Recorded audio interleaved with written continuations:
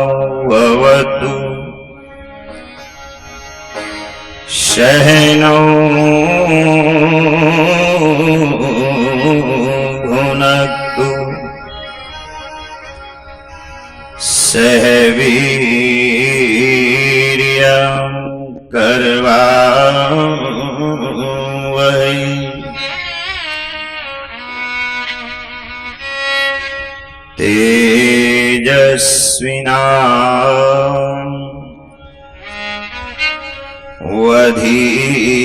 तेजस्विनावधीतमस्तु मा विद्विषावहै।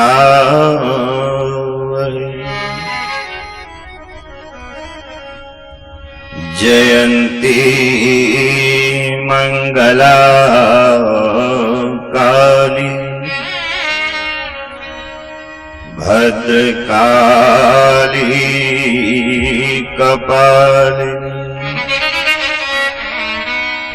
दुर्गा क्षमा शिवा धात्री स्वाहा स्वधा नमोस्तुते।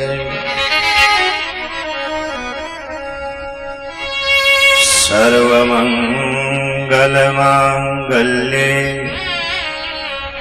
शिवे सर्वार्थ साधिके शरण्ये त्र्यंबके गौरी नारायण नमोस्तुते।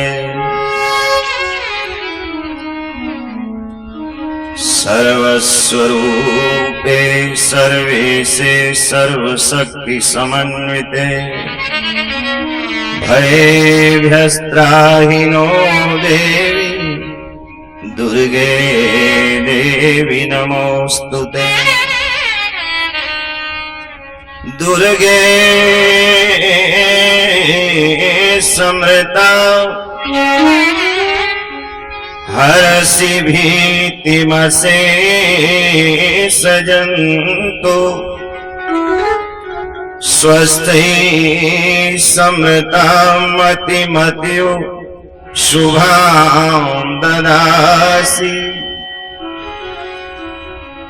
दारिद्र्य दुःख भयहारिणीकास्त्वदन्या सर्वोपकार करणाय सदार्धचित्ता या देवी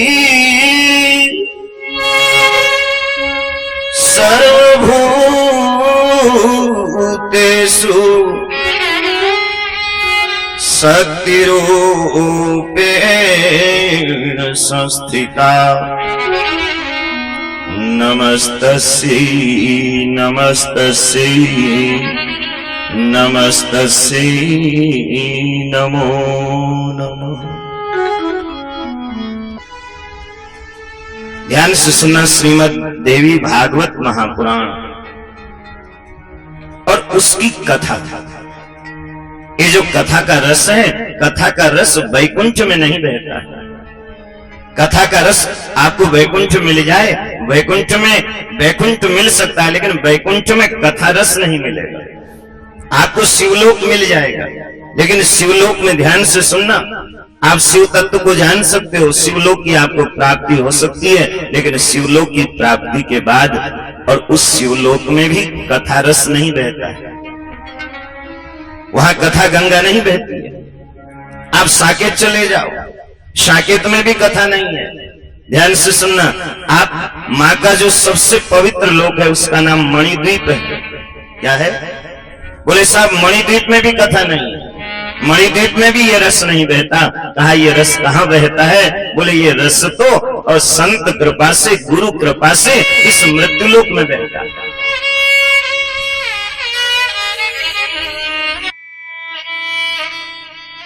ये जो सारे संसार में खेल चल रहा है,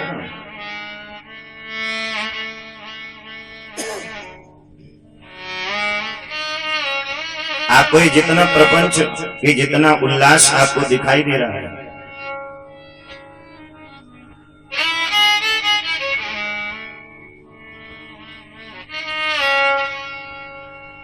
शक्ति क्रीडा जगत सर्वम, इस सब शक्ति का ही खेल है। और उसी शक्ति के विविध रूपों का जो वर्णन है वो श्रीमद् देवी भागवत महापुराण में, जो आपको पूर्णता की ओर ले जाए, जो आपके हृदय को परिपूर्ण करे, वही पुराण है। श्रीमद् देवी भागवत 5वां पुराण है। और इसलिए जब समय मिले तब आप माँ की कथा सुनो। श्रीमद् देवी भागवत महापुराण में माँ की करुणा है। और माँ की करुणा कब प्रकट होती है?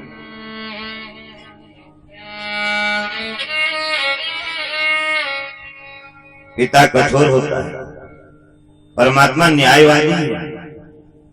आप श्री राम के पास जाएंगे, श्री राम मर्यादा पुरुषोत्तम है। श्री कृष्ण के पास जाएंगे, वो लीला पुरुषोत्तम है, न्यायवादी है। लेकिन महाराज राजेश्वरी जब उसकी करुणा प्रकट होती है, मैंने कल आपसे कहा था, कई बार कृष्ण भक्त, कृष्ण की भक्ति करने वाले, उनको ऐसा लगता है कि सब कुछ छिनता जा रहा है। और जो माँ की उपासना करते हैं, जो माँ की कृपा के जो माँ की कृपा के पात्र हैं, और उनको ऐसा लगता है कि सब कुछ मिलते जा रहा है।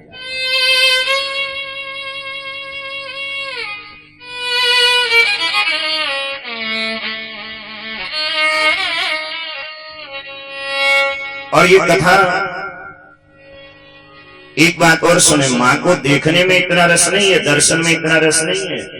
आप वैष्णो देवी चले जाओ, ज्वाला जी चले जाओ, आप कामाख्या चले जाओ, आप शक्ति पीठों में चले जाओ, न जाओ ऐसा नहीं कह रहे, आप ध्यान से सुने। आप जाओ, आप दर्शन करो। और कई बार दर्शन करते करते भी तो मन खराब हो जाता है,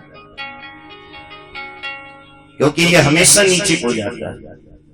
माँ के दर्शन में वैसे तो रस है, आनंद है, जाना चाहिए शक्ति पीठों में, लेकिन बोले दर्शन से भी ज्यादा आनंद, जो आनंद दर्शन में नहीं है, वो आनंद बोले माँ को सुनने में है। कहा साहब सुनने में क्यों है? बोले सुनते सुनते फिर प्रेम बढ़ जाता है। और आप जब तक सुनोगी नहीं, लेकिन सुने कैसे? शांत रह करके सुने। सुने कैसे? बोले पक्षपात रहित होकर के सुने। सुने कैसे? बोले जब कथा सुनने बैठे तो मौन रह करके सुने। और आज आदमी कहाँ मौन रहता है? पहले जिंदगी चलती थी मौन से, और अब जिंदगी चलती है लौन से।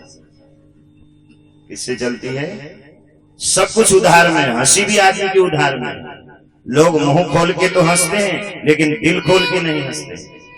अगर दिल खोल के हंसने लग जाओगे, मैं निवेदन करना चाहता हूँ, जो प्रसन्नता, जो हंसी आपकी नाभि से फूटे, वो असली प्रसन्नता है। अरे मुंह खोल के तो कई लोग हंसते हैं, जो दिल खोल के हंसते हैं। और दिल खोल के आप और कहीं नहीं हंस सकते हो।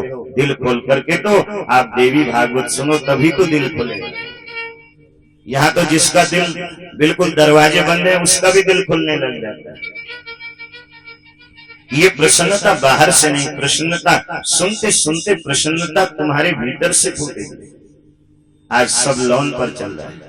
आदमी के घर में सब कुछ है, उसके घर में सोफा सेट है, उसके घर में ध्यान से सुनना डिनर सेट है, उसके गले में सोने का बढ़िया सेट पड़ा है। और उससे पूछो तेरी जिंदगी क्या है?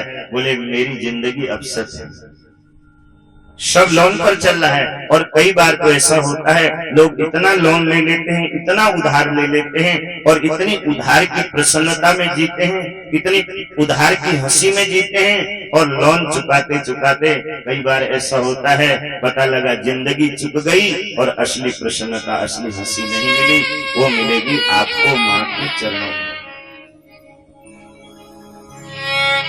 शक्ति क्रीडा जगत सर्वम, ये सारा खेल है उनके माँ का। शिवाजी राणा प्रतापयो, जितने भी वीर हुए, समर्थ गुरु रामदास, शिवाजी, राणा प्रताप, झांसी की रानी, और आज आवश्यकता है माँ की उपासना की, और इसलिए यज्ञ किए जाते हैं। और इनसे ध्यान से सुनना, एनर्जी बढ़ेगी, इससे तुम्हारी केमिस्ट्री चेंज होगी, तुम्हारे भीतर में परिवर्तन होगा, वाणी में ओज आएगा, चेहरे में तेज आएगा, दुर्बलता समाप्त होगी। आज 40 साल का आदमी चलने जब लगता है, 30 साल का नौजवान जब चलने लगता है, हाँफने लगता है, और कहीं ऐसा नहीं लगता आपको कि शक्ति की कमी आ गई है, क्योंकि उपासना नहीं हो रही है, क्योंकि भोगवादी संस्कृति, और भोगवादी संस्कृति में वासना के बताशे जहाँ बाजारों में बांटे जा रहे हों, और आप बताइए वहां व्यक्ति कमजोर दुर्बल नहीं होगा तो और क्या होगा। इसलिए माँ की उपासना की आवश्यकता नहीं, माँ की उपासना की परम आवश्यकता। कबीर जी कह रहे हैं, कथा कीर्तन कलि विषय, कथा कीर्तन कलि विषय, के भव सागर की नाव, कहे कबीर या जगत में नहीं कोई उपाय। देखो सतयुग त्रेता द्वापर, कहीं ध्यान धारणा है, कहीं यज्ञ याग है, कहीं जप तप है। बोले कलयुग में एक सूत्र आपके पास है, एक विधा आपके पास है। कलयुग में पुराण श्रवण सबसे श्रेष्ठ है। क्यों? कि प्रथमम, ध्यान से सुने जरा, प्रथमम ब्रह्मणा स्मृतम, सर्वप्रथम ब्रह्मा जी के हृदय से पुराण प्रकट हुआ। क्या प्रकट हुआ? बोलो, पुराण। पुराणम सर्वशास्त्राणाम प्रथमम ब्रह्मणा स्मृतम, सबसे पहले पुराण प्रकट हुआ। और जब पुराण प्रकट हुआ, उसके भरा हुआ था पुराण ब्रह्मा के हृदय में, और ब्रह्मा ने उसको खाली किया। आप और हम ऐसा नहीं कर पाते। हमारे पास जो भरा होता है, जेब भरी होती है, खाली करते हो? हाँ जी, कर दो अभी जरा। जेब भरी होती है, खाली नहीं करते हो। बैंक भरे होते हैं, खाली, बोलो। बोरी में गेहूं भरा होता है, खाली नहीं करते हो।